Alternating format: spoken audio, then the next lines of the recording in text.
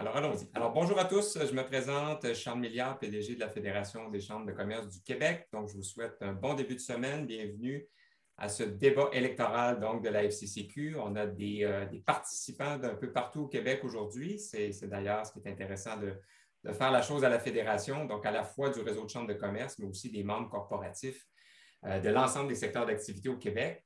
Alors, pour les 85 prochaines minutes, installez-vous confortablement avec nous. On va discuter de contenu et de politique fédérale avec mes invités aujourd'hui.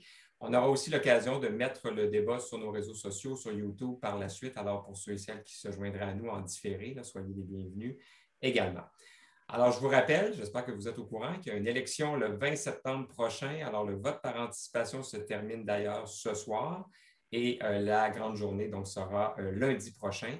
Les chefs des partis politiques ont eu l'occasion de faire deux grands débats, entre autres en français et un en anglais. Donc aujourd'hui, avec des candidats importants de chacun des partis du Québec, on traitera donc de priorités économiques. Donc, on aura un focus sur vos priorités comme membre de la Fédération. Et d'ailleurs, les thématiques qu'on a choisies sont inspirées de la plateforme électorale de la FCCQ.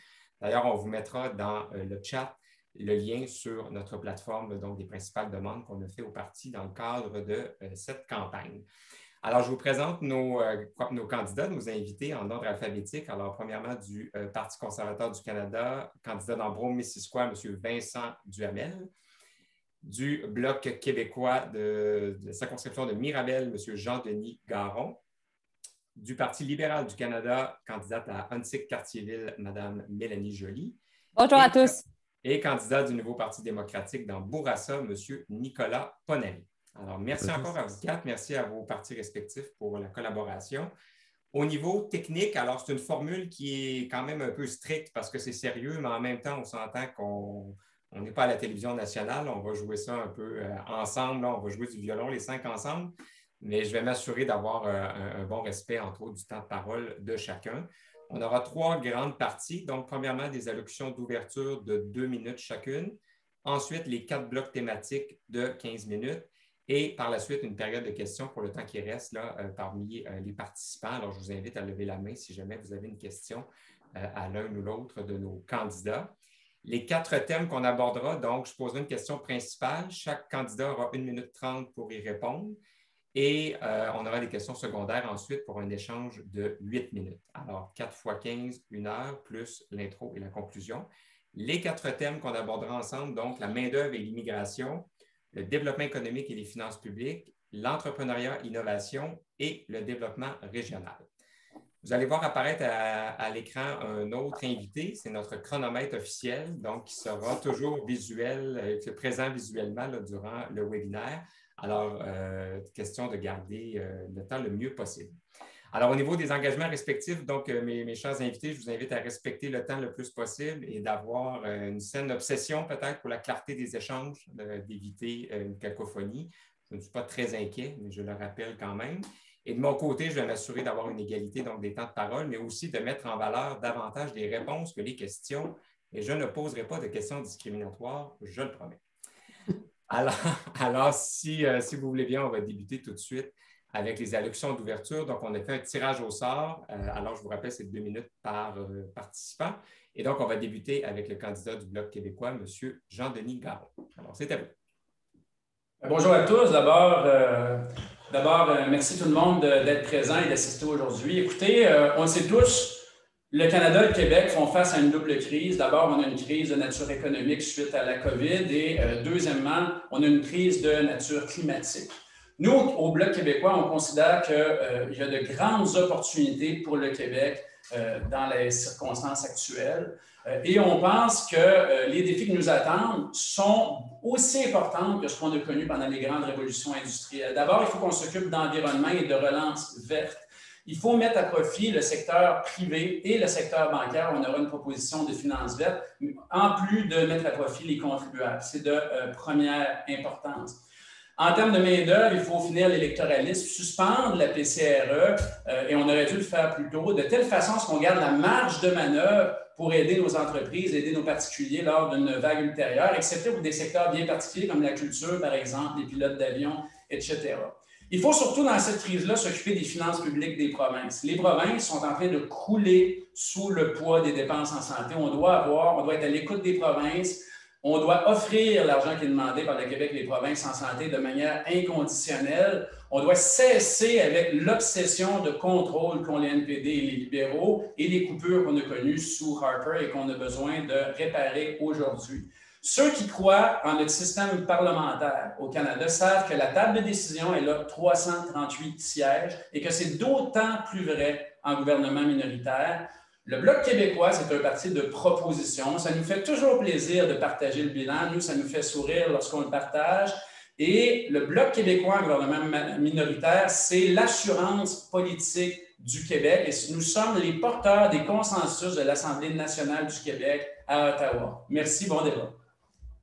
Merci. En plus, 4 secondes plus tôt, c'est fantastique. Alors, on poursuit avec la candidate du Parti libéral du Canada, Mme Mélanie Joly.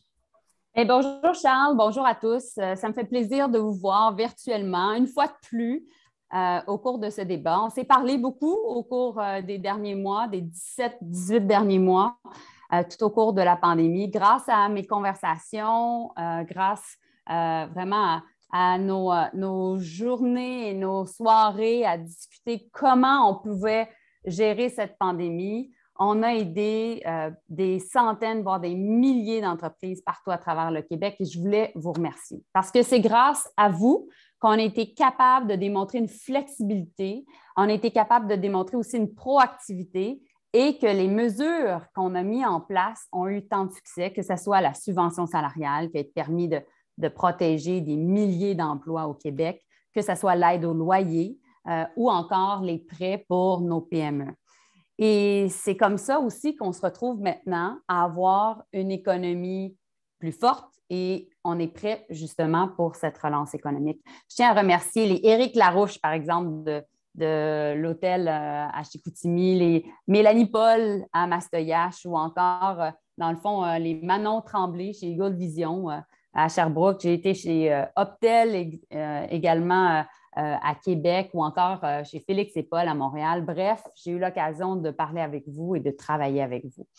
On a été capable aussi de gérer, Charles et moi et plusieurs intervenants économiques, plusieurs enjeux, du port de Montréal en passant par la station du REM, également à l'aéroport de Montréal jusqu'à la prolongation de la 138. Donc, on a été capable de bien travailler et défendre les intérêts du Québec au sein du Conseil des ministres.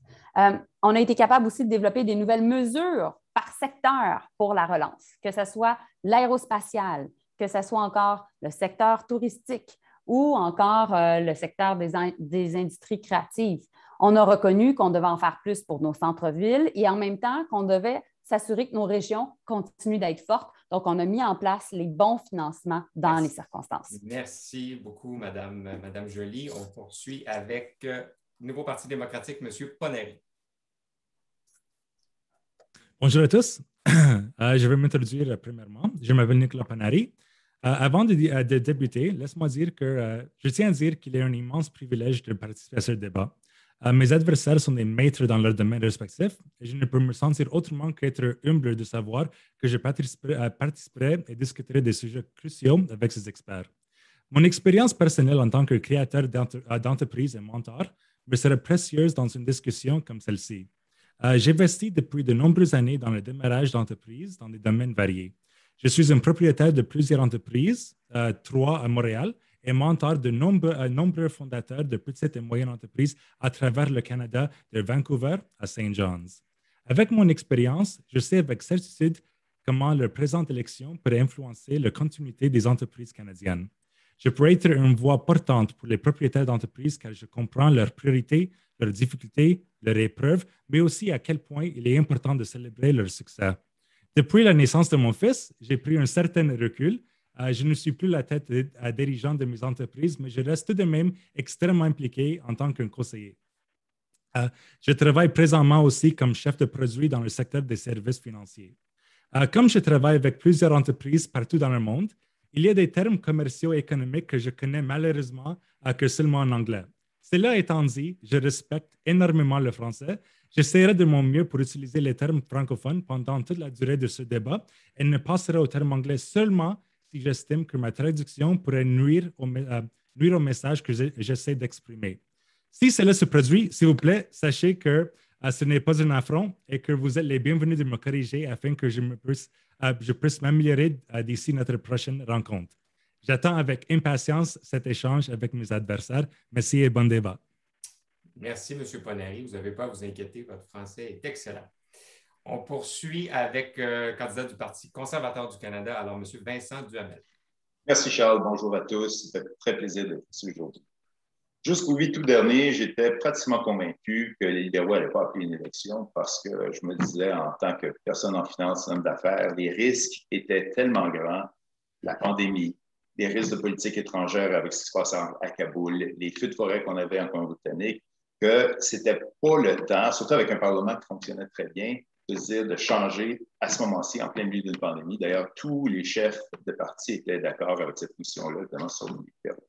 On s'y retrouve maintenant. Ça devient évidemment une évaluation de la performance des libéraux pour les 6 dernières années et qui a le meilleur plan de relance à mettre de l'avant pour s'assurer une reprise post-pandémique qui sera la plus forte et la plus attrayante pour tous les Canadiens. J'ai passé beaucoup d'années en Asie à voir justement, j'ai fait ma carrière à aider les gouvernements à se reprendre, à se remettre en place après des crises majeures. Et puis tout ce qu'on peut voir pour les 6 années des libéraux, ça a été des budgets mal gérés. Ils n'ont jamais été capables de respecter les budgets qu'ils mettent en place avec des déficits à outrance. Ça a été une pandémie mal gérée avec des retards, que ce soit dans les aéroports, dans les vaccins, dans l'implantation de politiques qui étaient importantes à faire à ce moment-là. Une anecdote, j'étais en Asie en février 2020, à Séoul et à Tokyo pour essayer de rencontrer des clients. Et déjà là, on mettait en place des mesures extrêmement sévères pour s'assurer de limiter la pandémie. Parce que nous, les libéraux ont pris un temps fou à faire.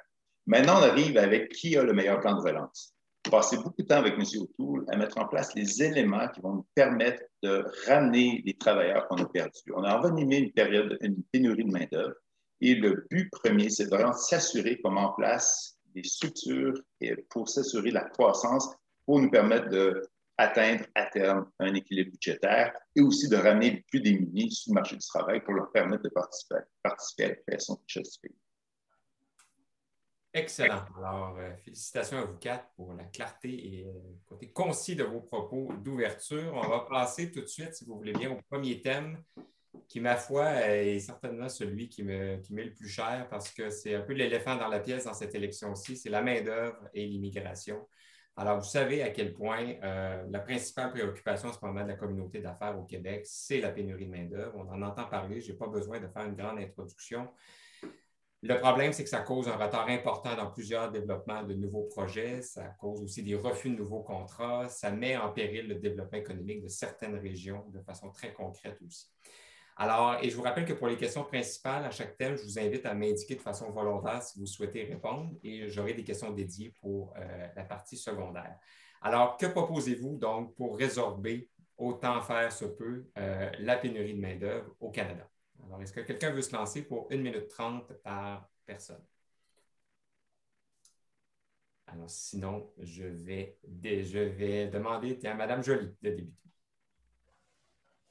Bien, merci, Charles. Alors, nous avons le meilleur plan et la meilleure équipe. On sait très bien qu'on doit créer des emplois, mais aussi on doit s'attarder au phénomène de pénurie de main-d'œuvre. Je vous donne 2 statistiques. La première, vous savez, lorsqu'on regarde la relance économique du Canada à ce stade-ci, on a au Canada repris 95 des emplois d'avant la pandémie. Alors, si on se compare avec les États-Unis ont seulement repris 76 des emplois. Donc, on peut voir que les investissements du gouvernement du Canada, décriés par le Parti conservateur, d'ailleurs, j'aimerais savoir qu'est-ce qu'il voudrait couper, ces investissements-là ont vraiment fait en sorte qu'il y a une forte reprise économique. Maintenant, on doit en faire plus. Pourquoi? Écoutez, moi, en tant que femme, là, c'est pas compliqué. Ma grand-mère a eu 7 enfants, ma mère a eu 3 enfants, puis moi, j'essaie d'en avoir. OK?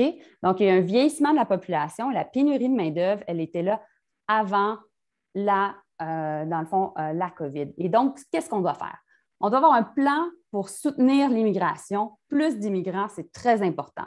On doit avoir aussi, on a mis en place une entente historique avec le gouvernement du Québec sur les travailleurs étrangers temporaires. On les augmente à 20 on donne plus de flexibilité et on fait en sorte aussi qu'on reconnaisse davantage leur possibilité d'avoir accès à une résidence permanente. On veut s'assurer aussi que nos aînés de 65 ans et plus qui veulent continuer à travailler puissent continuer à travailler. Et au final aussi, on a besoin de garderies parce que les femmes doivent pouvoir travailler et ça va nous permettre justement de contrer les phénomènes de pénurie de main-d'œuvre. On aura l'occasion d'en reparler à la fois des garderies et de l'immigration. Pour l'instant, on poursuit sur le sujet avec M. Garon.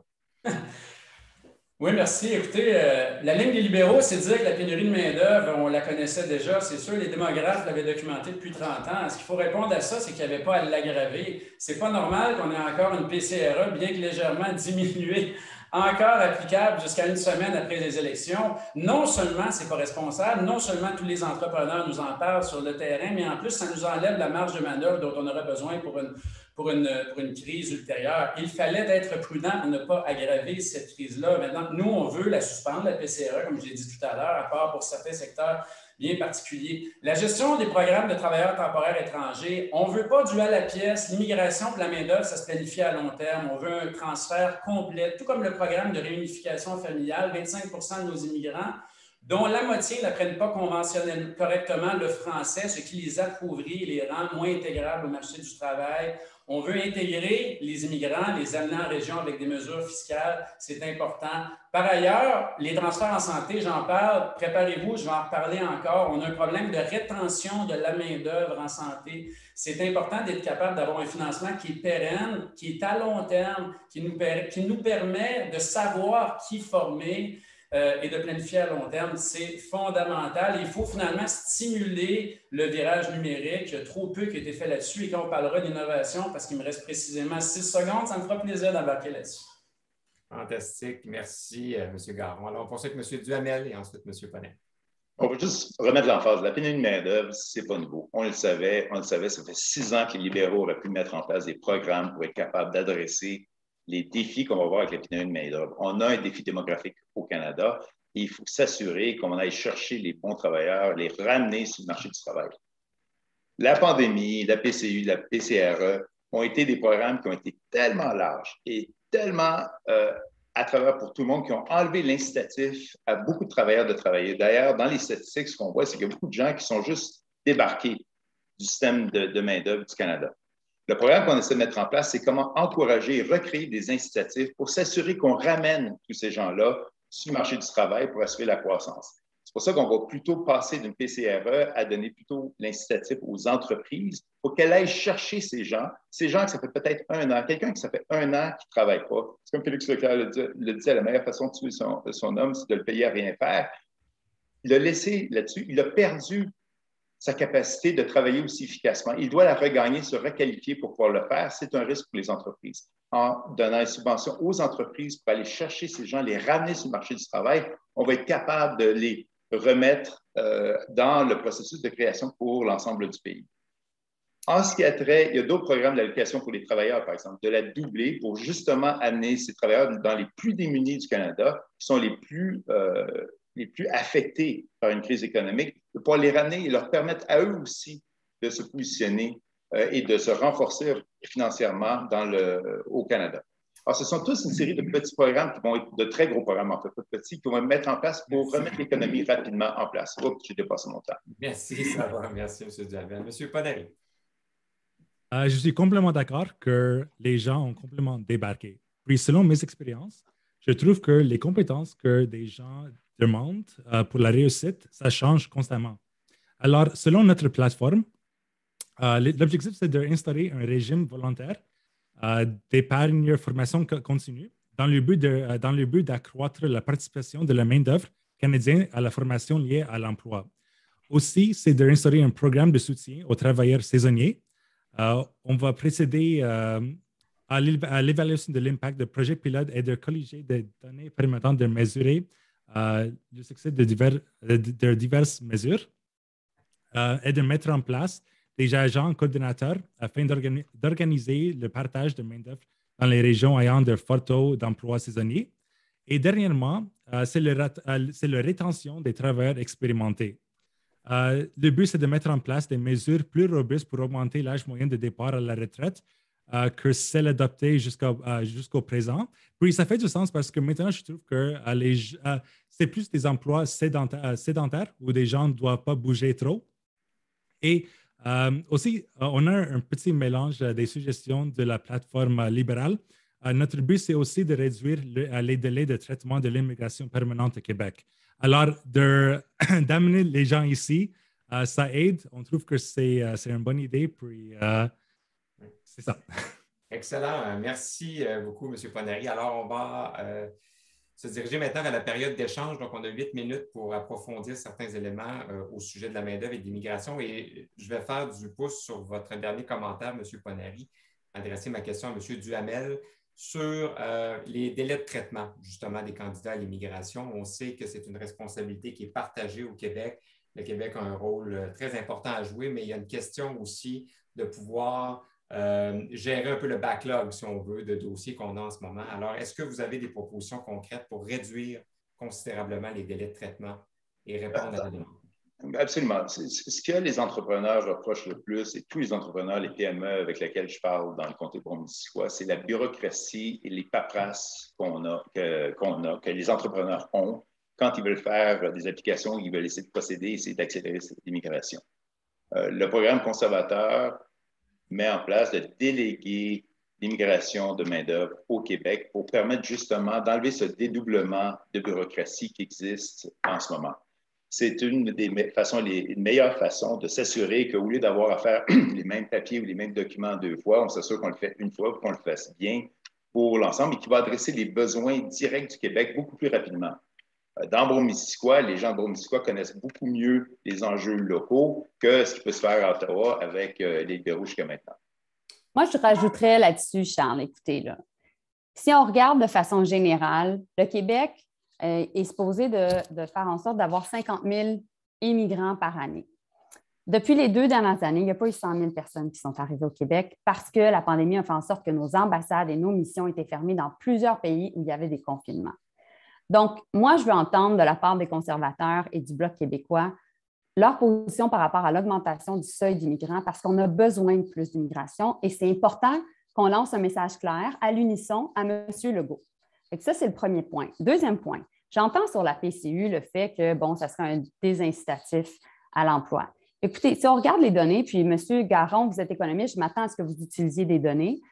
Sincèrement, là, le taux d'emploi chez les jeunes de 15 à 25 ans, présentement, est plus élevé qu'avant la pandémie. La PCU, présentement, est la moitié moins que le salaire minimum. Il est à 6,75 $ de l'heure. Et elle affecte particulièrement des gens qui sont dans des secteurs où il n'y a pas de reprise économique, comme le secteur culturel et, par exemple, le secteur touristique dans certaines grandes villes où il n'y a pas de touristes internationaux.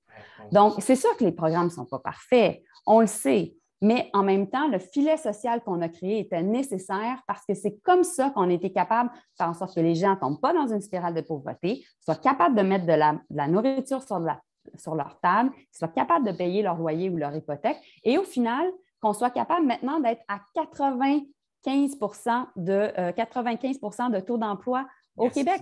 Et donc, c'est vraiment au Canada et 92 au Québec. Donc, c'est vraiment... dans le fond, on peut être fier quand on se compare aux autres pays de notre bilan économique, qui est associé aussi avec des politiques sociales très fortes qui ont fait en sorte qu'on a gardé une cohésion sociale. On va laisser M. Garon répondre. Moi, je trouve ça hallucinant d'entendre ça parce que là, avant, on avait une PCU à 500 $ par semaine.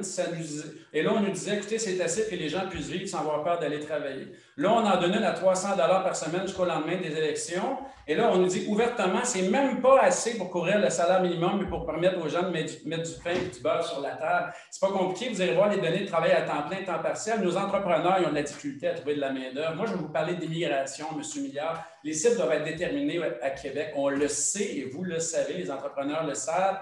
C'est la Commission des partenaires du marché du travail au Québec qui est en mesure de déterminer les besoins de main-d'œuvre. Au Québec, on a un écosystème particulier. Alors, les besoins de main-d'œuvre, ils sont connus à Québec. Et c'est pour ça qu'il faut qu'il y ait le plus possible d'immigration qui soit sélectionnée par Québec. On est sous les ententes McDougall, Gagnon, Tremblay. Quand c'est arrivé, certains criaient au scandale en disant que c'était trop de décentralisation envers Québec.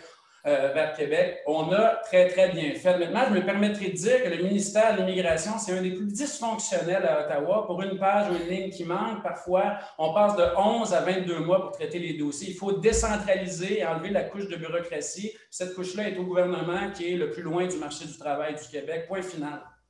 En fait, c'est avec notre pouvoir économique que le gouvernement fédéral, on a été capable de maintenir l'économie au Canada, en particulier au Québec. 8 $ sur 10 a été fait en sorte dans la pandémie à être investi par le gouvernement fédéral. On a bien travaillé avec le gouvernement Legault, on a bien travaillé, on a bien travaillé avec le gouvernement Legault et on va continuer de travailler bien avec le gouvernement Legault. Je vais laisser M. Duhamel participer aussi, M. Poirier. Merci, c'est gentil. En fait, point de vue immigration, je pense que la question ne se pose même pas.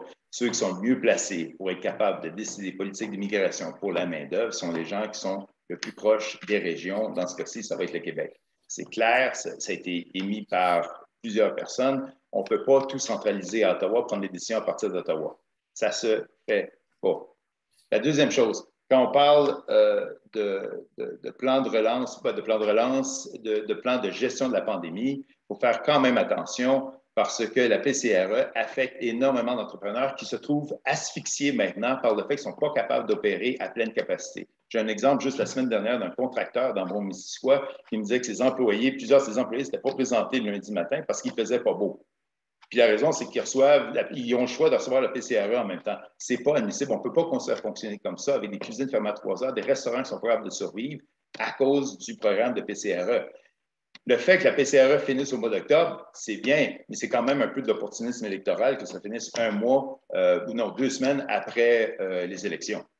Écoutez, je fais juste... Est-ce que vous aviez un commentaire? Vous n'avez pas eu l'occasion de parler? Non, je suis correct, merci. Ça va? OK, Mme Joly. Je veux que les entrepreneurs qui nous écoutent comprennent bien. On reconnaît qu'il y a un problème de pénurie de main-d'œuvre. On le sait. Et c'est pour ça qu'on veut travailler avec vous sur des solutions. La PCRE, elle a le dos large présentement. Il y a une approche un petit peu populiste pour dire « Ah oui, c'est la seule raison pour tout le problème de pénurie de main-d'œuvre. » Donc, non.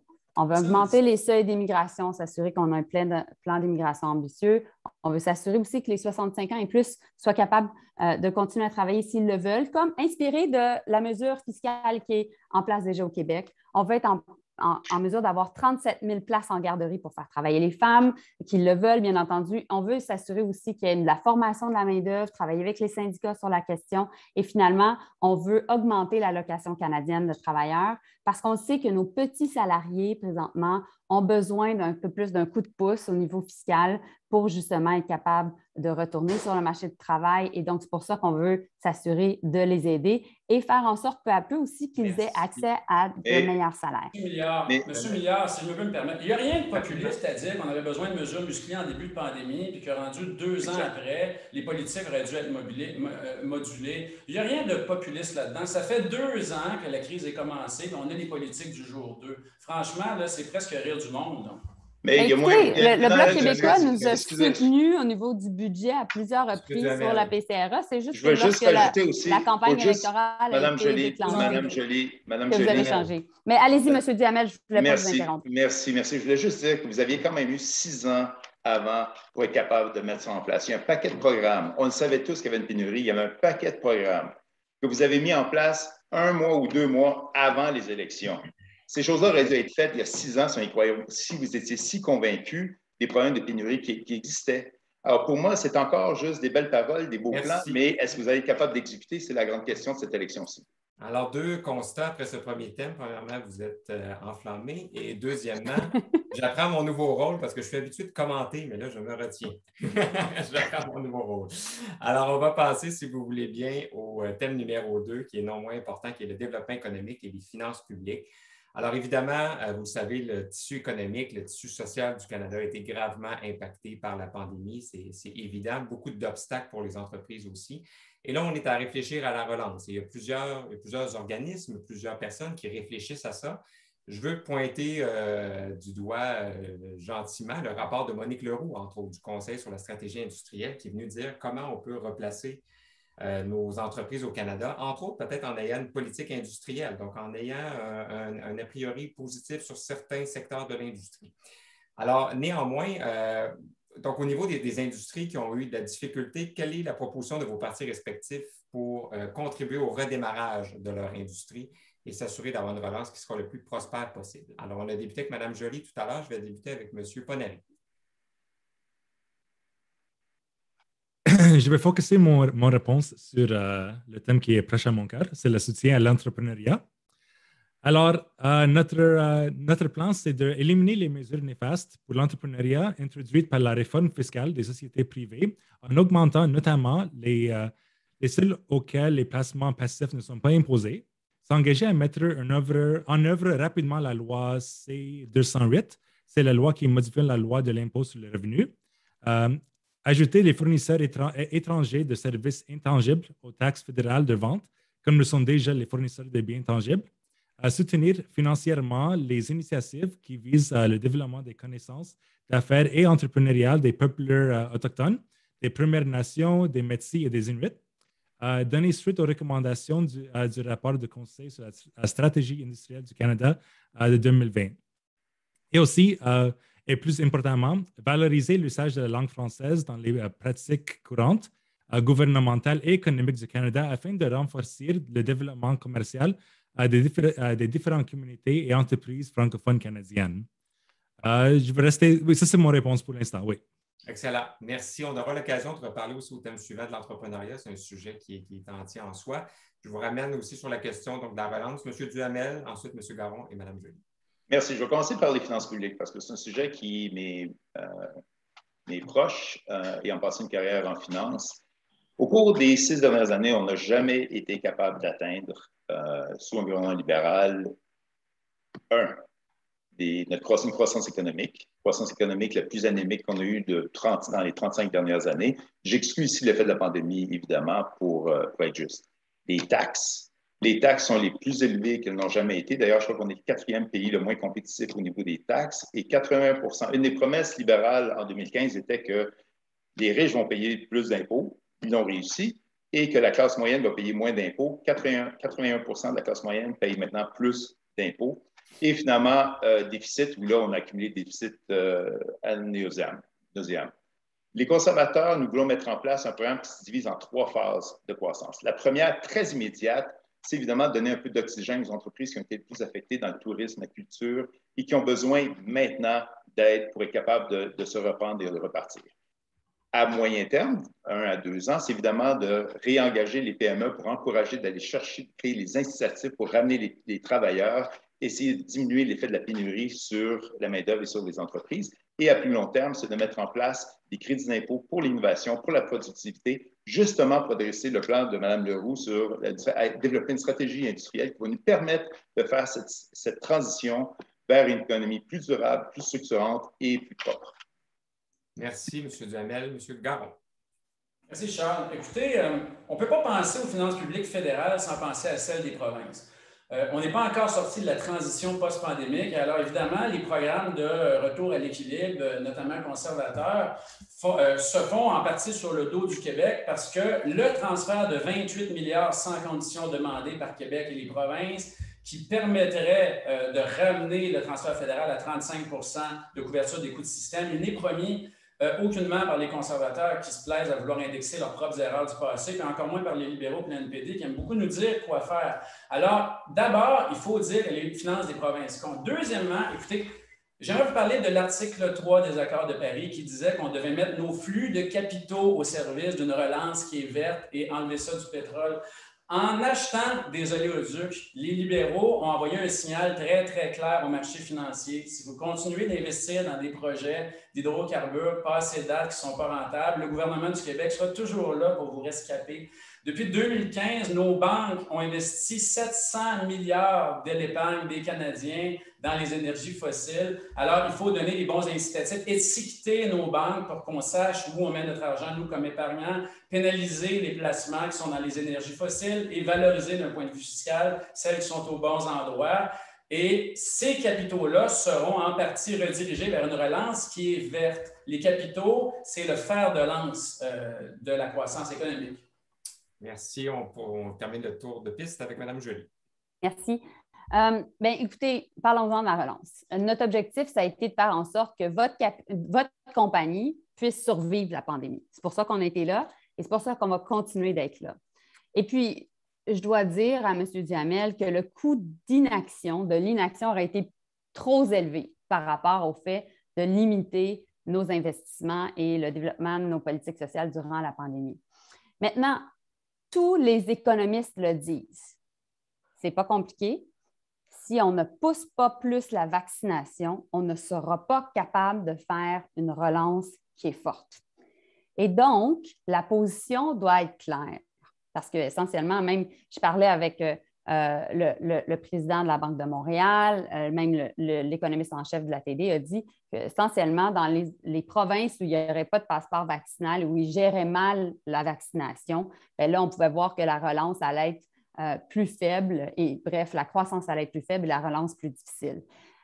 Il y a deux partis présentement qui ont des positions très faibles au niveau de la vaccination obligatoire, certainement le Parti conservateur et le Bloc québécois. Nous, on est en faveur d'une vaccination obligatoire des employés fédéraux, des gens qui vont prendre le train et des gens qui vont prendre l'avion parce que c'est notre juridiction. On a également dit qu'on allait aider les provinces et territoires, dont le gouvernement du Québec, en mettant 1 milliard sur la table pour mettre en place des mesures fortes comme le passeport vaccinal. Alors, ce n'est pas compliqué. La vaccination, c'est ce qui va nous faire sortir de cette crise sanitaire qui est devenue une crise économique. Merci. Alors, vous pourrez, messieurs, répondre peut-être à la question de Mme Joly. Je vous ramène par contre en question secondaire. Encore à vous, Mme Joly, c'est le hasard du hasard finalement. Sur les finances publiques, alors on ne peut pas se passer d'avoir cette discussion-là à la FCCQ. On a une dette cumulée au fédéral qui est de 1234 milliards and counting, comme on dit, à chaque seconde qui passe. On a un déficit de 354 milliards, donc on est environ à 51,2 % du ratio de dette PIB en ce moment, qui nous place pas de façon désavantageuse par rapport au reste de l'OCDE, mais qui est quand même une réalité importante. Le programme libéral propose 78 milliards de nouvelles dépenses dans plusieurs champs de compétences. Certains diront des champs de compétences provinciaux, d'autres diront non. Ce qui est important pour la communauté d'affaires, c'est de comprendre c'est quoi le plan de retour à l'équilibre budgétaire pour les différents partis politiques qui espèrent avoir notre confiance. Alors, je vous laisse débuter. Et pour nous, c'est sûr que sur la question des finances publiques, on prend la question très, très au sérieux. Et notre recette, depuis le début, ça a encore et toujours été de travailler sur la croissance des revenus. Et M. Duhamel a mentionné tantôt que, dans le fond, il y avait eu peu comment je peux dire, qu'il y avait eu une augmentation des déficits par le passé. Écoutez, nous, on a créé avant la pandémie 1 million d'emplois, ce qui n'avait jamais été vu au cours des 20 dernières années. Donc, on est capable, nous, comme gouvernement libéral, comme Parti libéral, de gérer la croissance. Et aux entrepreneurs qui nous écoutent présentement, on le sait très bien, on doit toujours garder les revenus, mais on doit encore et toujours investir dans notre monde, investir dans nos marchés, puis faire en sorte de faire croître les revenus. C'est comme ça qu'on est capable de prospérer. Et donc, on pense qu'en investissant massivement en santé, en augmentant nos transferts en santé, contrairement à ce que les conservateurs font, ils font juste la 5e année. Donc, en augmentant nos transferts en santé, en faisant en sorte de mettre en place des investissements importants pour les garderies, on pense qu'on va être capable d'augmenter le PIB du Canada de 1,2 % partout à travers le pays, mettre 250 000 personnes au travail. C'est l'équivalent de l'impact de l'ALENA de Brian Mulroney. Donc, on pense en mettant en place ce système-là et en faisant en sorte d'investir dans les technologies propres et toute la relance verte, on va être en mesure de bien contrôler nos finances publiques parce que notre ratio dette-PIB au cours de 5 ans, il va diminuer. Alors, je vois du non-verbal de gens qui voudraient réagir. Alors, peut-être M. Garon? Ah ben mon Dieu, je note que la ministre était au courant qu'il y avait une pénurie de main-d'œuvre, qu'elle a créé 1 million d'emplois en même temps. Je salue ça. Par ailleurs, je note par rapport aux commentaires sur la vaccination que pour Mme Joly, une position faible, c'est une position qui respecte les compétences du Québec. Alors nous, on laisse ça à Québec. Occupez-vous de vos frontières, c'est déjà en masse. Le chiffre qu'on demande, on parle de ne pas se mêler des choses du Québec, on parle des transferts inconditionnels via le TCS. Est-ce que vous voulez faire la mise à jour de 28 milliards aux provinces avec une indexation de 5 %? La couverture des coûts de santé est passée de 35 à 22 au cours des dernières années. C'est fondamental parce que le poste de dépense de la santé pour les provinces est en train de cannibaliser les autres, dont les services de garde qui sont si chers aux libéraux, dont l'éducation qui est si importante pour l'augmentation de notre productivité. Alors, c'est fondamental d'octroyer le transfert sans aucune condition plutôt que de dire à nos gouvernements comment gérer les CHSLD. C'est fondamental. Mais je pense que M. Garon, s'il veut se présenter à la politique provinciale, il peut le faire. Mais le fédéral a quand même des juridictions. Il y a quand même des juridictions qui sont quand même, dans le fond, dans nos champs de compétences. Je comprends que vous avez une vision indépendantiste, je le respecte, il n'y a pas de problème. Mais là, on parle d'économie, puis on parle aussi du travail que le gouvernement fédéral doit faire. Alors, il y aura des élections provinciales le 1er octobre prochain, mais en attendant, M. Duhamel. Juste éclaircir quelques points. Premièrement, qu'on parle d'inaction. Pendant la pandémie, surtout au tout début de la pandémie, je ne sais pas, Mme Joly, je n'étais pas au Parlement à ce moment-là, mais tous les partis politiques ont supporté l'effort qui a été mis en place. Ça a été un effort collectif du Parlement et non pas juste des libéraux. Vous avez été aidés par tout le monde parce que c'était évidemment un événement extrêmement spécial, extrêmement rare. L'inaction, c'est plutôt les 4 années précédentes où là, on s'est retrouvé avec des augmentations de dépenses d'à peu près, si je ne me trompe pas, 6,5 % par année pour les libéraux, avec une croissance économique qui est à vrai de 1,5 %. C'est évident que les déficits n'allaient pas se résorber pendant cette période-là. L'impact de 1 million de jobs, je regrette, mais c'est les PME, les entreprises qui ont créé les jobs parce qu'ils étaient capables d'exporter, parce qu'ils étaient dynamiques et ils s'avançaient. Ce n'était pas le gouvernement libéral qui a créé 1 million de jobs. La deuxième chose que j'aimerais mentionner, quand on parle de vaccination, on en parle souvent de vaccination. Vous avez tout à fait raison. On veut recommander, on encourage tout le monde à se faire vacciner le plus tôt possible. Mais même vous, au gouvernement fédéral, n'avez pas été capable de le faire parce qu'il existe des lois, il existe des chartes, il existe des règlements que votre directeur des affaires des ressources humaines vous a dit que vous n'étiez pas capable de l'implanter au gouvernement fédéral. Alors, il ne faut quand même pas nous mettre ça sur le dos des conservateurs que c'est notre faute que le gouvernement fédéral ne va pas se faire vacciner. Bien, c'est pas ça qu'on dit. Ce qu'on dit, dans le fond, c'est que la vaccination, elle est importante, mais en même temps, M. O'Toole, le problème, tout à fait d'accord. capable de confirmer que même ses candidats... M. O'Toole veut recommander que tout le monde doit aller se faire vacciner. C'est important d'aller se faire vacciner, mais on ne peut pas obliger tout le monde à le faire. Écoutez, vous avez une candidate présentement, M. Duhamel, avec tout respect, dans Peterborough, qui est vaccinée une fois puis qui se promène dans les résidences pour personnes âgées. Tu sais, à un moment donné, il faut faire en sorte comme que les bottines suivent les babines. C'est important que, justement, on respecte la vaccination. Tout le monde s'est fait vacciner présentement au Québec, à peu près, sauf des gens qui sont très, très... soit qui ont des enjeux d'immunité, ça, c'est comme sanitaire, ça, c'est une chose. Non, présentement, aujourd'hui, à travers le pays, il y a des manifestations anti-vaccins, des manifestations anti-vaccins qui sont emmenées par vous parce que vous polarisez tout ce débat-là plutôt que d'essayer de convaincre les gens, de l'importance des vaccins.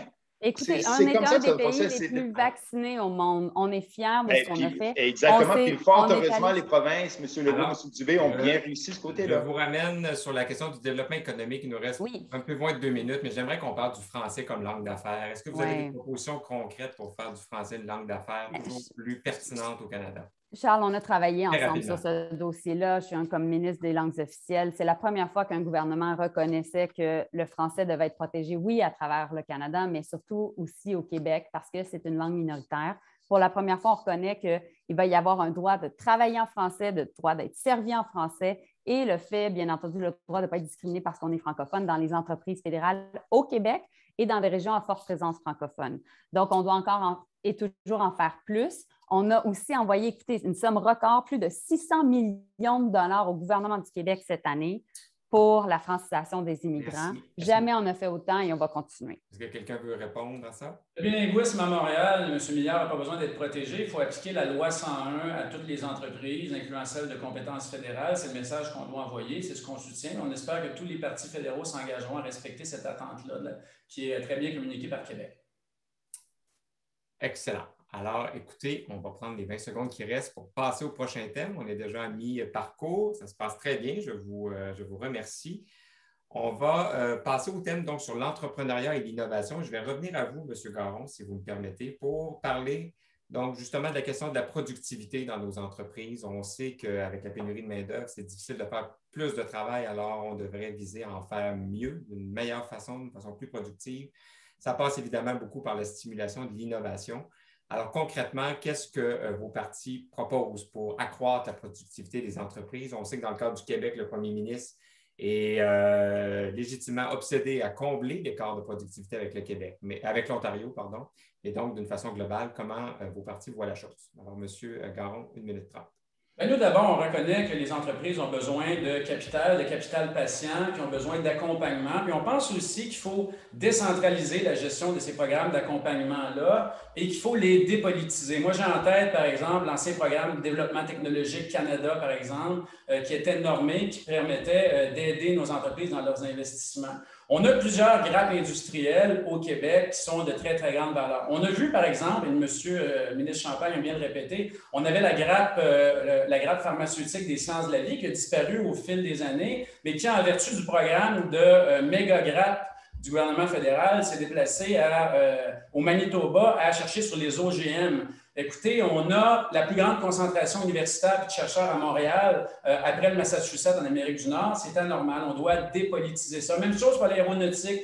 Bien que nous, on les apprécie, les investissements qui soient annoncés pendant la pré-campagne aux frais des contribuables du premier ministre, ça prend 3 mandats majoritaires pour développer un avion. Ça prend des programmes dépolitisés qui sont à long terme. Alors, nous, ce qu'on veut, c'est décentraliser cette aide-là, qu'il y ait un capital patient et qu'on revienne au modèle où, par exemple, l'Investissement Québec accompagne les entreprises. Il y a une participation d'Ottawa. Ça fonctionnait avant et ça fonctionnera encore. Il faut prendre soin de nos entreprises. Évidemment, on va lui noter tous les investissements qui ont été faits. On est content chez Lyon, on est content chez Pratt & Whitney, etc. Ça fait un climat d'investissement stable, prévisible et patient. Et présentement, on a politisé le processus. Merci. Alors, sur la productivité, Mme Joly, ensuite M. Duhamel, M. Ponary. Bien, écoutez, il va de soi qu'au niveau de la relance verte, au niveau de la relance, nous, on croit à une relance inclusive puis une relance verte. On a travaillé beaucoup avec le gouvernement du Québec sur les questions justement d'investissement en aérospatial. M. Garon y a fait référence. Et en tant que ministre québécoise, ça a toujours été une priorité de défendre les intérêts des Québécois, particulièrement le secteur de l'aérospatial autour de la table du cabinet. C'est pour ça qu'on a annoncé un investissement de 2 milliards de dollars dans le secteur. Pourquoi? Parce que, écoutez, ce n'est pas compliqué. Vous pensez que la pandémie a été exigeante. Elle a été extrêmement exigeante. Mais aussi, la relance, bien, en fait, tous les pays du G20, tous les pays dans le monde, présentement, regardent la relance verte. Et pour nous, on pense que les choses vont aller extrêmement rapidement, à une vitesse, en fait, jamais vue, avec un changement extrêmement important. M. Garon y a fait référence aussi en introduction.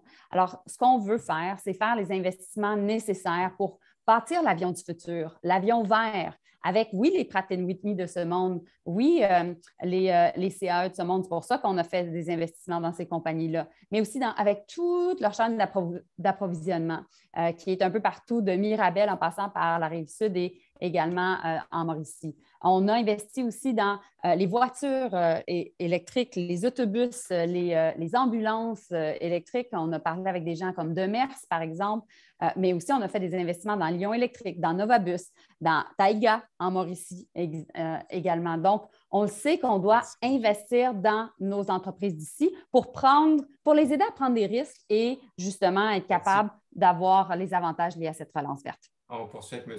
Duhamel. On va essayer de regarder au niveau un peu plus macro sur l'ensemble du Canada en termes d'innovation et de recherche et développement. Le Canada est maintenant rendu le 4e, je crois, l'avant-dernier pays en termes de bureaucratie pour être capable de faire approuver des projets selon Deloitte, une étude que j'ai vue de Deloitte. Le seul pays qui est en arrière de nous dans l'OCDE, c'est le Mexique. Le Canada est sous la moyenne de tous les pays, des pays de l'OCDE, qui est une moyenne à 2,3 d'investissement en recherche et développement. On est à 1,5, 1,6 Au cours, puis on ne va pas parler de la pandémie parce que la pandémie a venu le dos large, là, mais au cours des 6 dernières années, les libéraux n'ont pas été capables de mettre en place aucun programme d'innovation pour amener l'innovation de la part des entrepreneurs. C'est bien beau de dire qu'on va investir dans toutes ces technologies-là à droite et à gauche, mais il faut quand même donner l'environnement adéquat pour permettre aux entrepreneurs, permettre aux innovateurs d'inventer, de faire des brevets. On est un des pays, le cancre de l'OCDE en termes d'approbation de brevets. C'est là-dessus que le programme conservateur essaie de mettre l'emphase, c'est de dire qu'on va essayer de supporter la recherche avancée, mais surtout donner les outils aux entrepreneurs pour, comme par exemple, si GE ici à Bromont, qui fait un travail fabuleux en robotique, invente un nouveau robot pour augmenter la productivité, qu'il soit capable de l'exporter et capable d'avoir un taux d'imposition plus bas, les revenus qu'ils vont être capables de générer avec cette robotique-là qu'ils vont exporter à travers le monde, à travers toutes les usines de GE, et d'autres usines à travers le monde. C'est ce genre de programme-là qui va avancer l'innovation, puis la garder ici, non pas la vendre une fois qu'elle est mature à des intérêts américains. Merci. On conclut avec M. Ponary. Oui. Alors, selon la plateforme, nous proposons d'accroître la compétitivité des entreprises canadiennes en proposant des instances fédérales américaines et mexicaines. C'est quoi? Non, cette fois-ci, je vais faire un peu de off-script parce que c'est un milieu que je connais beaucoup et c'est très proche à moi. Alors, premièrement, je dois être d'accord avec Dr. Garon. Pour démarrer une entreprise, premièrement, il faut du risque, il faut du capital et il faut du accompagnement. Puis, j'ai vu beaucoup de programmes à Montréal en tant que Techstars. Puis, il y a beaucoup d'accélérateurs. Futurepreneur, c'est un autre. Puis, ça aide à pousser des gens à faire des innovations. Et plusieurs fois, ça monte à rien, mais des fois, ça crée des emplois. Puis, aussi, ça crée de la culture. Puis, aussi, on a un problème de rétention. Alors, j'ai l'exemple de Sonder, qui était une entreprise qui a débuté ici à Montréal, qui s'est rendue à San Francisco maintenant. C'est une compagnie américaine. Puis, on a perdu ce côté de notre culture. Alors, selon moi, si je serais élu, premièrement, l'NPD a lâché leur Platform for Costs. Puis, c'était le budget le plus responsable, mais ça proposait des suggestions comme augmenter l'inclusion des taxes pour les gains capitaux à 75%. Je sais, j'ai dépensé mon temps, mais je suis fini. Puis, je battrai pour des exclusions selon les investissements dans les entreprises parce que c'est avec ces investissements que les gens veulent prendre le risque pour développer ces compétences, puis ces entreprises ici à Canada. Puis je vais le laisser, j'ai dépensé mon temps. Excellent, c'est très bien. Merci, M. Ponary. Alors, je vous rappelle qu'on est sur la thématique de l'entrepreneuriat et de l'innovation. Je vais revenir sur un point que vous avez abordé dans une précédente thématique, M. Ponary. Je vais adresser ma question à M. Garon. Cette fois-ci, la question du reprenariat. Donc, on a parlé rapidement tout à l'heure, un point qui est très important pour plusieurs entrepreneurs au Québec. La réforme fiscale des sociétés privées de 2017, qu'on a aussi appelée la réforme Morneau, a causé certains enjeux, je dois dire, par rapport au transfert d'entreprise. Alors, à bien des égards, souvent, c'est plus profitable pour quelqu'un de transférer son entreprise qu'il a bâtie lui-même à un étranger qu'à quelqu'un de la famille. Il y a une certaine iniquité fiscale. Je ne veux pas entrer dans les détails, mais j'aimerais savoir, pour les partis qui aspirent au gouvernement, mais aussi pour M. Garon du Bloc, est-ce que vous allez soutenir une mesure qui viserait à corriger cette iniquité-là pour les entrepreneurs québécois? Non, on a 8 minutes. C'est pas compliqué. Vous faites référence au fait que si vous vendez votre entreprise à un étranger, c'est calculé comme un gain en capital, vous avez l'exemption, tandis que si vous la passez dans la famille, c'est un dividende, c'est taxé au complet. Nous, on a soutenu la modification de la loi sur l'impôt, qui n'est toujours pas appliquée par les libéraux, mais qui a la sanction royale pour les entreprises agricoles, et on est très ouvert à continuer la réflexion sur les autres entreprises. Et moi, personnellement, je connaissais bien la taxation, puis je suis très au courant de l'enjeu. Si je peux me permettre sur une réponse à Mme Joly, écoutez, on le sait que vous avez fait des investissements, et bien qu'on est content de ça, ce qu'on dit, c'est qu'il y en a du capital de risque au Québec, on a besoin de l'investissement patient, puis c'est pas normal d'être obligé d'avoir le numéro du ministre au Canada pour être capable de se faire accompagner. Bien, moi, je me fais plaisir de répondre à ça. Les gens peuvent tous avoir mon numéro, ça me fait plaisir de les accompagner personnellement. Mais c'est pas ça, monsieur Garon. Pas le mettre dans le chat, madame. Oui, Charles a mon numéro d'ailleurs. Mais au-delà de ça, ce qu'on a fait, on le sait que les entreprises ont eu peur de perdre leurs capitaux. Ils sont parfois aussi beaucoup endettés. Donc, on a été là avec eux, avec les séries programmes que j'ai déjà mentionnées. Mais là, dans la relance, ce qu'on veut faire, c'est qu'ils puissent aller voir DEC au Québec, Développement économique Canada pour les régions du Québec, et avoir accès à du financement. On a du financement pour les gens qui sont dans le domaine du tourisme, bien entendu, des gens dans le domaine de l'aérospatial. On a également du financement pour toutes les entreprises qui veulent se numériser davantage. M. Garon, il faisait référence à... C'est une des seules choses sur lesquelles je vais être d'accord avec lui. On doit faire en sorte de numériser davantage nos entreprises et aussi les entreprises qui veulent vraiment améliorer tout leur impact environnemental. Donc, ça, c'est ce qu'on voulait faire, ce qu'on a fait et ce qu'on va continuer à faire. Et aussi, on va augmenter notre financement pour les plus grandes entreprises parce qu'on augmente le fonds d'innovation stratégique jusqu'à 7 milliards de dollars de plus. Mais moi, il y a une question que je voulais poser à M. Duhamel. Vous savez, M. Duhamel, on ne peut pas penser qu'on va avoir un plan économique si on n'a pas un plan pour justement contrer les changements climatiques. Donc, je voulais savoir comment, en tant que peut-être futur député, je ne suis pas convaincue, mais quand même, peut-être futur député, comment vous allez faire pour convaincre votre caucus que les changements climatiques sont réels? Monsieur Duhamel, je voudrais aussi vous entendre sur la réforme fiscale. Là, la réforme fiscale. OK, je vais essayer de me souvenir pour on vous écoute. La question climatique, évidemment. Toujours les mêmes questions qui reviennent. Sur la réforme fiscale, on était le parti qui a supporté le C-208, le fameux C-208, qui, dans la ligne de pensée dont M. Garon a discuté, c'est évident qu'on doit regarder pour minimiser cet impact fiscal qui, évidemment, manque de logique. On a supporté C-208, c'est important, ça n'a presque pas été mis en place par les libéraux, mais fort heureusement qu'on avait une campagne électorale qui commençait parce qu'ils sont venus à leur sens, mais ont décidé de le faire malgré tout. Alors, pour nous, c'est dans une suite logique qu'il va falloir considérer et voir les impacts que ça crée. En termes de la question climatique que Mme Joly semble soulever, premièrement, il faut quand même admettre qu'il faudrait essayer de respecter des objectifs. Les libéraux ont augmenté les gaz à effet de serre pour les 6 dernières années. Ils ont eu une année où ça a légèrement diminué, puis c'est l'année où la pandémie a tellement frappé fort que toute l'économie était fermée. C'est la seule année qu'il y a eu une légère diminution. Alors qu'on vienne faire la leçon par rapport au changement climatique, c'est quand même assez gros. Ce que nous, on propose, et M. O'Toole a été très, très clair là-dessus, c'est lui le chef, c'est son approche, c'est lui qui décide, c'est de dire qu'on va revenir sur les objectifs qui avaient été mis en place, qu'on va se rendre à ces objectifs-là, et après, on va considérer, plutôt que juste se mettre pousser par en avant la neige, puis n'importe qui a fait le temps en avant de chez eux vont savoir très, très bien que juste pousser en avant, ça n'aide pas. Il faut rencontrer les objectifs qu'on se met en place. Finalement, le dernier point que je voudrais faire, parce que ça, c'est un point qui me parle de proche, ayant de l'expérience là-dedans, quand on parle d'investissement, des investissements du gouvernement fédéral, moi, je peux vous dire, en étant un investisseur, en ayant travaillé avec des entrepreneurs, que le dernier groupe avec lequel on parle, c'est le gouvernement fédéral. J'ai été impliqué dans des projets dans l'aérospatial.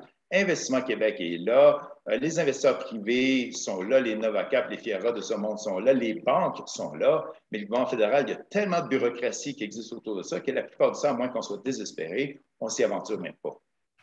On a une bonne présidente maintenant de la BDC, Isabelle Hudon, que l'on connaît tous, qui va pouvoir s'assurer que la BDC soit encore plus proche et plus performante. Mais je tiens à vous dire que concernant Investissement Québec, j'ai travaillé beaucoup avec M. Fitzgibbon, M. Duhamel, vous le savez, mais ce n'est pas ce que j'entends concernant Investissement Québec. Plutôt, ce qu'on entend sur le terrain partout à travers la région du Québec, c'est que DEC, Développement économique Canada pour la région du Québec, et les SADC ont été extrêmement présentes durant la pandémie et ont démontré la flexibilité nécessaire pour nos entreprises. Je devais avoir les mauvais numéros de téléphone. Ah, peut-être, mais je vais vous les donner.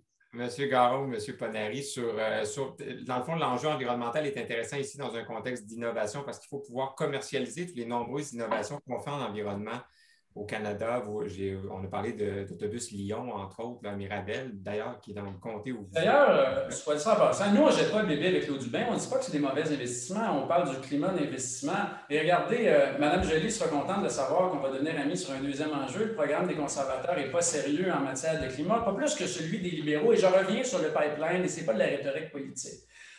Le risque d'affaires et le risque climatique des investissements des hydrocarbures, il a été documenté par le G7, par le G20, par l'OCDE. Et lorsqu'on achète un projet comme ça et on promet de le grossir, le message est clair au marché financier. Si vous vous plantez, on va être là pour vous sauver, comme les banques américaines à une certaine époque.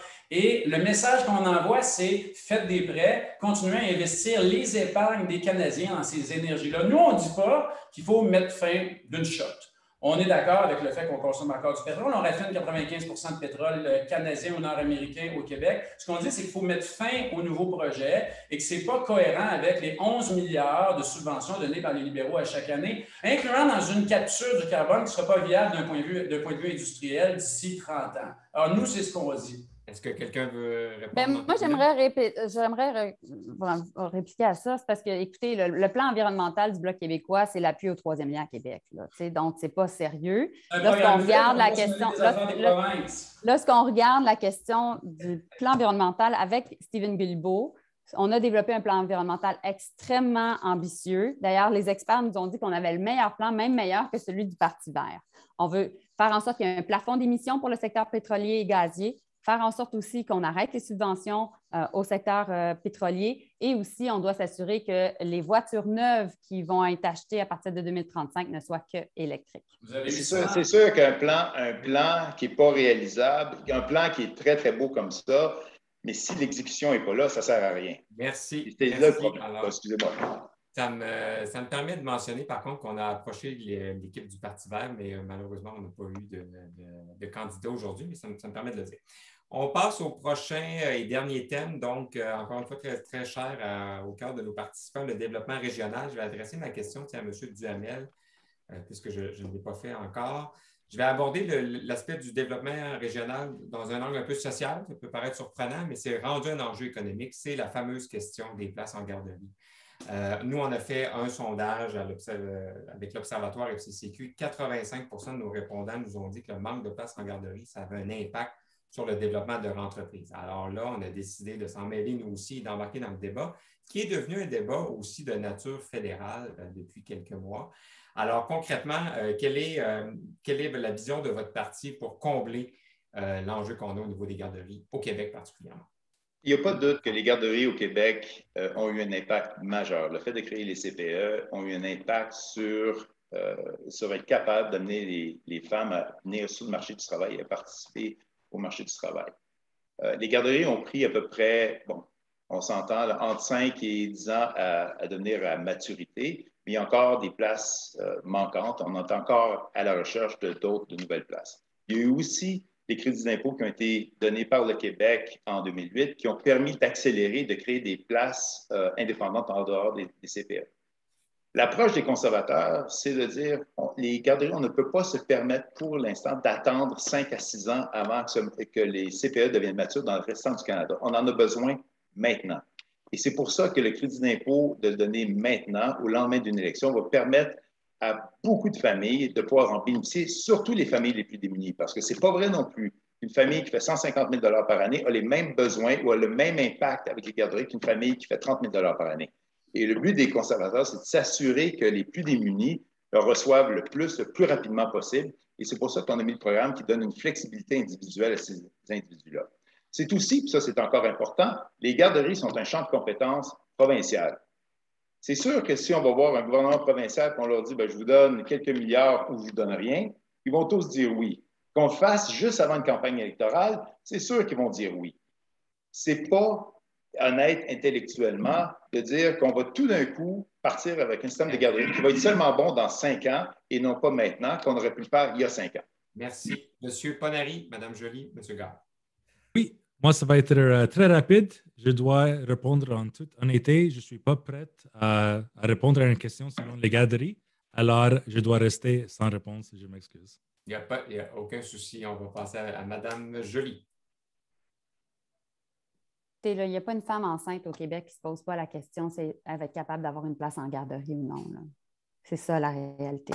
On peut être fiers du système québécois qu'on a bâti grâce à une ministre des Finances très forte, Pauline Marois, puis aux femmes progressistes qui sont battues pour avoir accès à un système de garderie.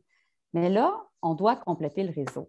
Puis pour la première fois, le gouvernement fédéral reconnaît que ce n'est pas juste une politique sociale, c'est une politique économique qui va faire en sorte qu'il y ait plus de femmes qui vont pouvoir travailler et donc ça va participer à de la croissance économique. Fait qu'on a fait une entente de 6 milliards de dollars avec le gouvernement du Québec qui va permettre au gouvernement du Québec de créer 37 000 nouvelles places en garderie. Puis vous parliez de développement économique régional, là. Bien, ces places-là, oui, ils peuvent être à Montréal, ils sont dans des places où il faut garder nos jeunes familles. Parce que c'est comme ça qu'on est capable d'avoir une stratégie d'occupation du territoire, puis c'est comme ça qu'on est capable de renforcer nos régions. Alors moi, quand j'entends mon collègue Duhamel, que j'apprécie par ailleurs, dire essentiellement qu'ils vont scraper l'entente de 6 milliards avec le gouvernement Legault, je trouve ça très, très préoccupant. Parce que la réalité, c'est que c'est la meilleure chose à faire d'un point de vue social et moral, mais c'est aussi la meilleure chose à faire au niveau économique, de faire en sorte d'investir dans les 37 000 places en garderie. Merci. M. Garon. Écoutez, je suis très ému de ce que dit Mme Joly. Je dois dire que je suis d'accord avec, évidemment, pour le droit de retrait avec pleine compensation financière des programmes dans les compétences du Québec, on soutient. Moi, il y a un chiffre que je veux vous dire. Vous savez, nos politiques de garderie, ça sert à amener les femmes, les papas aussi au travail. La conciliation travail-famille, c'est important. Évidemment, c'est une politique d'éducation parce que dans notre productivité future, dans la vie d'un enfant, la petite enfance, ça compte pour beaucoup. Parce que le Québec a choisi d'avoir un système qui est universel, qui est à pas très, très cher par jour, parce qu'on ne tarife pas directement aux parents. On paie depuis plusieurs années une pénalité fiscale qui avait été calculée en 2014 à 200 millions par année de crédits d'impôt qu'on ne va pas chercher à Ottawa. Mme Joly sera contente de savoir que c'est M. Duclos qui l'a calculé dans un article où il disait que les frais devaient monter à 50 $ par jour au Québec. Je vous l'enverrai si vous voulez. Alors, c'est pas d'hier que la nature des préférences du Québec pour ce système-là sont mal comprises par Ottawa. Maintenant, les libéraux commencent à le comprendre et on l'apprécie. Nous, on est en faveur du droit de retrait du Québec avec pleine compensation financière de tout programme fédéral et surtout de tout nouveau programme fédéral dans les compétences du Québec. Est-ce que vous êtes en faveur du droit de retrait sur la question des garderies, M. Garon? Les garderies relèvent de Québec. On a un système, on doit le compléter. Et effectivement, si on décide de dépenser des sommes importantes d'argent dans les autres provinces et on en fait un programme fédéral, nous, on se retire du programme fédéral parce que nous avons déjà mis, vous vous en êtes inspiré, vous êtes très fiers de le répéter.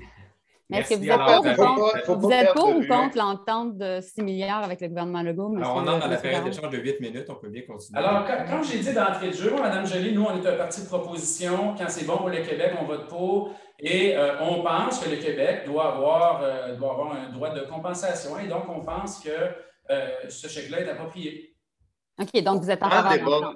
Dans le débat, on perd de vue les familles à Farnham, à Bedford, dans le comté ici, par exemple, qui n'ont pas de CPE qui existent, qui sont présentes, qui ont besoin demain matin d'avoir cette aide pour trouver, soit avec de l'aide à la maison, de l'aide de la famille, de l'aide des gens autour du village pour pouvoir les supporter. C'est ça qui va amener le développement régional. Il y a beaucoup de gens qui n'ont pas les facilités d'avoir une CPE d'être disponible demain matin. C'est ça qu'un gouvernement conservateur veut faire, c'est s'assurer que ces familles-là soient capables, soient équipées. On parle beaucoup de gros chiffres, on parle beaucoup de gros principes, on parle beaucoup d'envoyer un peu à droite, à gauche, mais ce qui est important, c'est ces familles-là qui en ont un besoin maintenant. Pas dans 5 ans, pas dans 2 ans, mais là, quelqu'un qui vient d'avoir un bébé, c'est maintenant qu'elle s'inquiète pour ce problème-là. Et nous, on a déjà augmenté. Vous savez, on a mis en place l'allocation canadienne pour enfants, un système qui a fait en sorte qu'il y a des millions d'enfants qui ont été capables de sortir de la pauvreté. Malheureusement, c'est une mesure qui a été votée contre le Bloc, que le Parti conservateur et le Bloc québécois ont voté contre.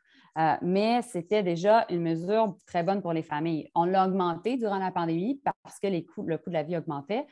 Mais aussi, je pense qu'on doit aller plus loin. Et c'est pour ça qu'on doit en faire plus pour faire en sorte que nos familles, particulièrement les mères, oui, M. Garon, certains papas aussi, qui veulent continuer à travailler, puissent être capables de le faire. Merci. Je comprends que c'est un des enjeux importants de cette campagne-ci. Je voudrais vous amener sur d'autres éléments du développement régional. J'avais une question pour M.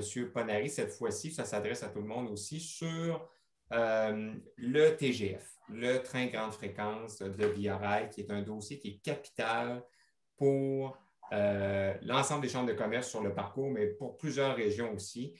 Il y a eu des sommes prévues dans le dernier budget Freeland, donc de 496 millions sur 6 ans pour amorcer le projet.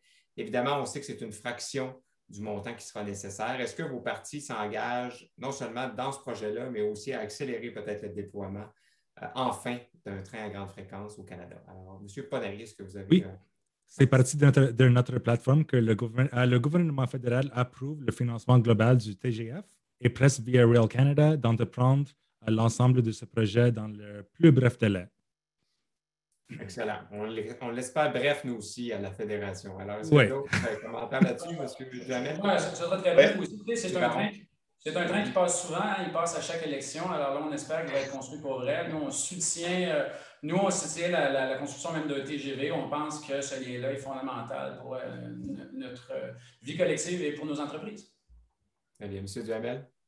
C'est sur la plateforme, mais je vais aussi rajouter une autre annonce qu'on a faite la semaine dernière, qui est un train pour les cantons de l'Est. Les trains, les chemins de fer sont des projets structurants qui aident le développement économique, qui aident l'environnement et qui aident la mobilité. On a annoncé, puis ça faisait quand même 4 ans que les maires locaux en parlaient. C'est un enjeu qui est très local, évidemment, mais c'est ça que ça sera une campagne électorale. Dans mon cas, d'être éduqué sur l'enjeu, un enjeu qui a été sur la table pendant les 4 dernières années où le développement économique du fédéral ne s'est pas impliqué. Et c'est finalement Québec, avec les municipalités et maintenant avec un gouvernement conservateur, qu'on va se mettre derrière pour s'assurer de mettre en place un plan de faisabilité pour construire un train qui va supporter la région. Merci, Ben, Mme Joly. On s'en est parlé souvent comme oui, comme on en a comme candidate.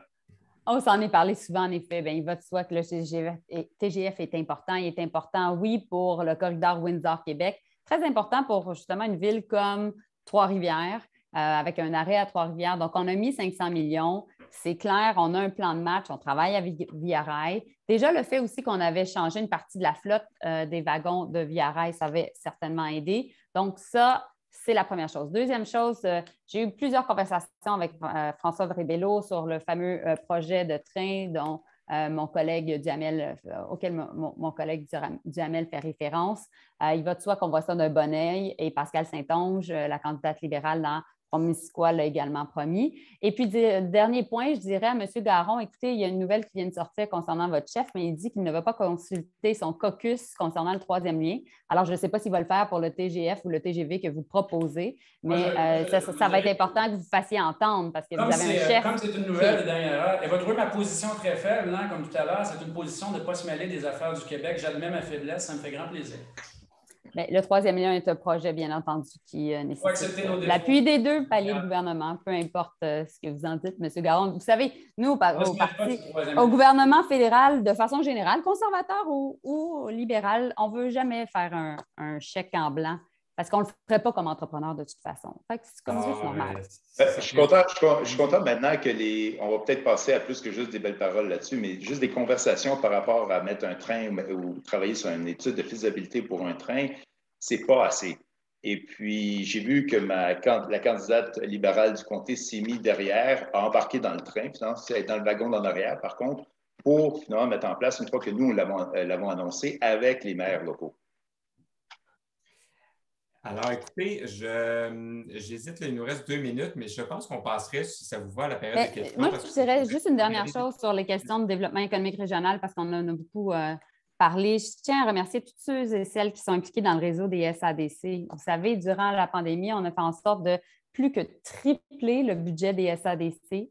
On a donné environ 100 millions de dollars aux SADC au Québec pour être en mesure de financer toutes nos petites et moyennes entreprises qui en avaient besoin à travers nos magnifiques régions. Et là, ce qu'on a fait, ce faisant, on est en mesure maintenant on a recapitalisé le SADC parce qu'essentiellement, ces entreprises-là vont rembourser éventuellement leur SADC ou leur CAE local, mais cet argent-là ne va pas être, dans le fond, remboursé au gouvernement fédéral. Donc, on se retrouve à avoir un outil de développement économique régional très fort. Alors, merci à toute l'équipe qui a fait du très beau boulot au cours de la pandémie.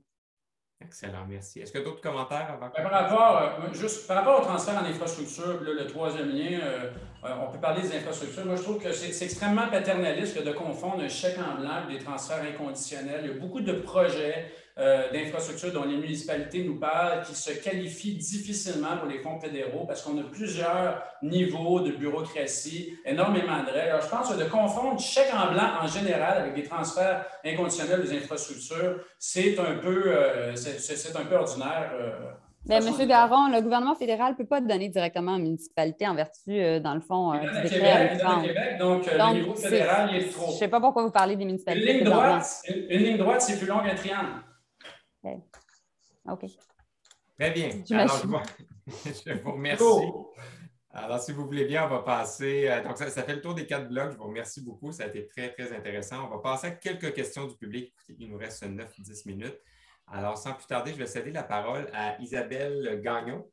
Isabelle Gagnon, qui est chef principal affaires gouvernementales chez AstraZeneca, une compagnie qui se passe de présentation maintenant, et qui est aussi présidente du comité des sciences de la vie à la Fédération. Alors, Isabelle. Merci beaucoup, Charles. Puis tout d'abord, je voulais vous souhaiter bonne chance à tous pour les prochaines élections. Donc, ma question. Un des gros enjeux pour l'industrie pharmaceutique est le conseil d'examen du prix des médicaments brevetés, appelé CEPMB. Une des choses que la pandémie nous a démontré, c'est bien l'importance et le rôle clé des compagnies pharmaceutiques de pouvoir fournir des produits innovants en temps opportun. Mais actuellement, cette réforme met de la pression énorme et défavorable pour l'abaissement des prix des médicaments pour les compagnies innovantes. Ce qui pourrait éventuellement les réfréner à investir ici au Canada et aussi de commercialiser leurs produits, ce qui va avoir un impact direct sur les Canadiens et les Canadiennes, sur leur vie et leur bien-être. Donc, c'est aussi une mesure qui est décriée par les groupes patients. Ma question est, si vous formiez le prochain gouvernement, est-ce que vous consentiriez à entamer un dialogue constructif et ouvert pour le prix des médicaments au Canada? Merci. Ça me fait plaisir de répondre à cette question. Alors, rapidement, s'il vous plaît, Mme Gagnon. Merci. Oui, merci, Mme Gagnon. Merci pour votre travail. Écoutez, on croit énormément dans le secteur des sciences de la vie. D'ailleurs, aussi, on va augmenter notre capacité de production en plus de vaccins. On a dans le fond, une entente avec Moderna pour être en mesure de aussi produire des vaccins chez nous au Canada. Mais ce que je vous dirais aussi, c'est que le Canada est quand même un des endroits dans le monde où le prix des médicaments est le plus élevé. Donc, on s'attend à ce que nos grandes pharmaceutiques en jouent un rôle pour faire en sorte de baisser le prix des médicaments.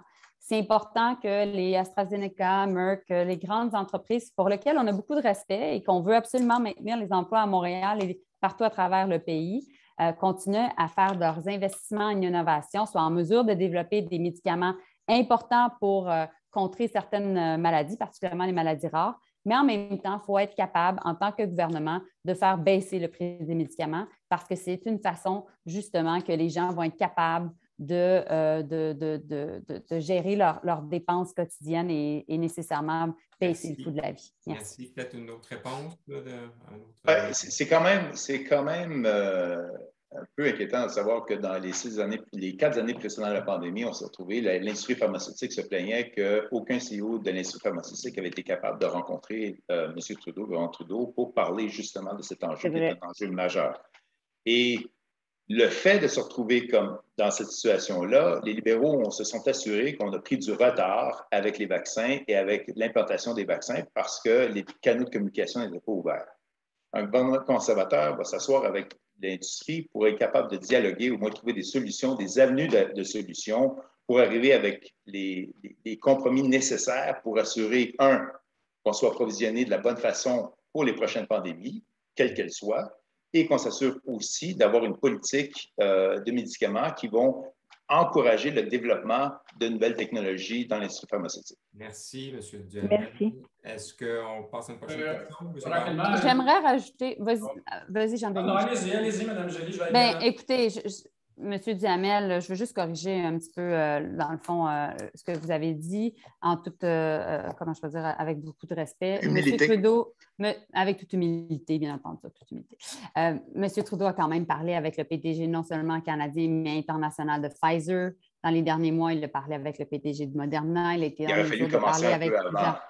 Mais écoutez, on a été capable, on est maintenant un des pays les plus vaccinés au monde parce qu'on a une des stratégies les plus agressives d'achat de vaccins partout à travers le monde. Et c'est pour ça qu'on peut être fiers de notre bilan au niveau de maintenant la relance économique. Dans ce cas-ci, ce serait bon d'avoir un peu de transparence pour pouvoir voir combien est-ce qu'on a payé les vaccins. Parce que évidemment, les Européens, on l'a vu, les Africains du Sud, on l'a vu, l'Israël, on l'a vu. Je pense que ça a été un des gros secrets de Polichinelle qu'on n'est pas capable de savoir sa stratégie agressive. Est-ce que c'est juste une question de prix ou c'est parce que M. Trudeau a bien fait son travail avec ses CEO? On a bien fait notre travail, mais moi, j'aimerais savoir aussi ce que le gouvernement, dans le fond, les conservateurs pensent par rapport au prix des médicaments au pays, parce que c'est sûr que c'est un enjeu. Et je pense que l'industrie pharmaceutique en est consciente, mais doit aussi faire sa part. J'aimerais qu'on ait une autre question. Alors, Isabelle, merci d'avoir mis le feu à la période de questions. Le feu. Et on va passer donc à Mme Stéphanie Trudeau, qui est vice-présidente exécutive chez Énergir et présidente du conseil d'administration de la Fédération. Stéphanie. Bonjour à vous quatre. Merci de vous être rendus disponibles aujourd'hui. On l'apprécie beaucoup. Donc, tantôt, on a un peu effleuré la relance verte. Il y a de plus en plus d'entreprises au Québec et ailleurs au Canada, d'ailleurs, qui demandent de l'aide pour acquérir des nouvelles technologies, notamment des technologies vertes, qui permettent à la fois d'améliorer leur performance environnementale et de contribuer à l'effort collectif de réduction des émissions de GES. Donc, quelles sont vos propositions afin d'appuyer la transition énergétique dans les entreprises? Moi, je peux répondre sur... Allez-y. Il y a différentes choses. Il y a les grandes entreprises et il y a les plus petites entreprises. Donc, nous, on agit pour toutes les entreprises. Au niveau des grandes entreprises, Stéphanie, bien contente de te voir par ailleurs, c'est sûr que notre objectif, c'est de faire en sorte d'augmenter le financement disponible. Et c'est pour ça que des 7 milliards qu'on met dans le fonds d'initiative stratégique, dans le fond, pour le ministère de l'Innovation, 5 millions de ces 7 milliards, 5 milliards de ces 7 milliards-là vont être que pour des initiatives de relance verte. Donc, on voit que c'est vraiment, vraiment une priorité. L'autre chose, on a fait en sorte, via nos agences de développement économique, d'aider vraiment, on a fait en sorte de mettre en place des programmes pour soutenir cette relance verte-là, aider les entreprises à pivoter et être en mesure d'avoir des technologies propres au sein de leurs propres entreprises à travers toutes les chaînes d'approvisionnement des grandes entreprises. Donc, il y a déjà du financement disponible maintenant. Alors, tous les entrepreneurs qui nous écoutent, s'il vous plaît, contactez Développement économique Canada pour les régions du Québec. Merci. Ça va faire un gros silence. En réplique, monsieur? J'irai très courtement en disant que, d'abord, nous, on est conscients, dans un premier temps, que la part énorme de l'effort qui reste à faire au Québec, c'est dans les transports. Et donc, on appuie évidemment les mesures fiscales et autres qui permettent de rendre les transports plus verts. Par ailleurs, nous, on est en faveur de mesures fiscales qui feraient en sorte qu'on puisse élargir les programmes de soutien aux infrastructures, à la rénovation, etc., qui existent présentement pour le secteur résidentiel, aussi pour le secteur commercial, industriel et institutionnel. C'est toute une série de mesures qui a été mise dans le programme pour essayer justement d'aider les entreprises à faire cette transition vers une économie plus propre. Un des grands morceaux, évidemment, l'agence de recherche avancée, qui va être gérée d'une façon à générer le capital de risque et à pouvoir prendre des risques et faire avancer la recherche dans ce domaine-là et dans certains autres domaines, en évitant toutefois de se faire prendre dans une bureaucratie comme la Banque d'infrastructure s'est fait prendre. Ça va. D'autres commentaires, ça va? Merci beaucoup, Stéphanie. On prend une dernière question d'une organisation chère à mon cœur. J'ai vu la main levée. Éric Paquette, qui est directeur principal de l'Alliance de l'industrie touristique du Québec. Alors, M. Paquette, une question percutante, courte et des réponses à l'avenant aussi. Allez-y. Absolument. Alors, bonjour à vous quatre. En tout début de campagne, le Parti libéral a pris l'engagement de prolonger les subventions d'urgence du Canada jusqu'à l'été 2022 pour les entreprises les plus durement touchées par la pandémie, ce que le tourisme réclamait depuis des mois.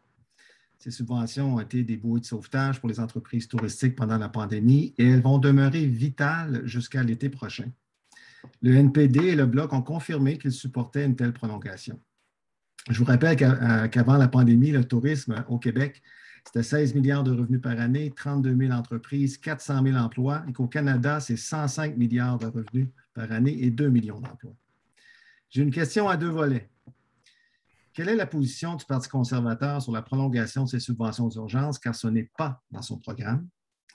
Et deuxièmement, est-ce que les autres partis peuvent expliquer comment ils prendront les dispositions pour s'assurer de mettre en place la prolongation de ces subventions dès le lendemain de l'élection, si jamais l'un d'eux est élu le 20 septembre? Excellent. Merci. M. Duhamel a été interpellé, alors allez-y en premier.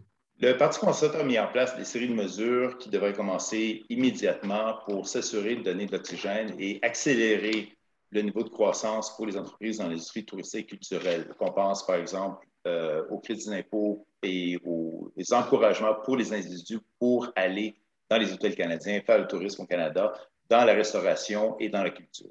C'est évident qu'au fur et à mesure que la pandémie, si on se retrouve, parce qu'au mois d'août, quand c'était mis en place, on était en période qui devait diminuer en termes de pandémique. On fait face maintenant à une accélération. Les choses vont probablement devoir changer par rapport aux changements qu'on a face à la pandémie maintenant.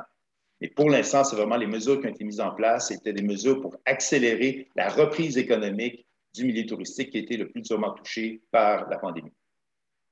Merci. Alors, rapidement, M. Garon, Mme... Très rapidement, en matière de politique pour soutien notamment au tourisme et aux autres entreprises, nous sommes et nous serons toujours en faveur de mesures qui créent et qui maintiennent le lien d'emploi entre les employés et les entreprises. La subvention d'urgence se qualifie, les subventions au loyer des PME se qualifient. Évidemment, nous, on est en sortie de crise et on est toujours disponible, rester en discussion avec l'industrie et avec le gouvernement, quel qu'il soit, pour soutenir ça. Les mesures contre lesquelles nous sommes actuellement, ce sont des mesures qui sont de nature à détériorer le lien d'emploi déjà existant entre les entreprises et les employés.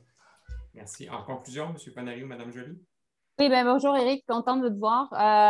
Bien entendu, nous, ça va faire partie de nos priorités de mettre ça en place rapidement parce qu'on sait que vous avez besoin de certitude dans le secteur touristique. Puis, il ne faut pas snobber le secteur touristique. C'est une industrie extrêmement importante. On ne peut jamais la prendre pour acquis. Elle fait vivre des milliers, voire des millions de travailleurs au pays et particulièrement dans nos régions. Alors, je vois que malheureusement, mon collègue Duhamel n'a pas répondu à votre question, mais sachez que vous pouvez compter sur nous. On va travailler là-dessus avec notre mise à jour économique rapidement après les élections pour faire en sorte que ce soit en place. Très bien. Merci, Mme Joly. M. Panari? Rapidement, c'est partie de notre plateforme de soutenir les industries de la culture et du tourisme. C'est sûr qu'avec nous, c'est... oui, exactement. Excellent. Merci. Merci beaucoup, Éric. Alors, écoutez, 1 minute de retard, c'est pas si mal. Alors, ça met fin à notre débat. Je veux vraiment remercier donc Mme Joly, M. Duhamel, M. Panari, M. Garon. Je pense que les membres en sortent mieux renseignés sur vos programmes respectifs. J'ai beaucoup apprécié aussi votre énergie. Et je sais que certains d'entre vous seront à un débat de la Chambre de commerce du Montréal métropolitain, entre autres demain. Alors, j'invite les membres aussi qui peuvent se présenter à y aller aussi. Donc, on est dans les derniers sprints de cette élection et de grâce, allez voter pour qui vous voulez, mais allez voter, c'est important. On a parfois des scores de participation dans une démocratie comme la nôtre qui sont gênants. Alors, il faut vraiment faire augmenter ce chiffre-là la semaine prochaine. Alors, encore une fois, je vous remercie. Merci. Et merci à toi, Charles. Merci d'avoir mené ça de main de maître. Merci. Bye tout le monde. Merci. Bonne journée. Au revoir.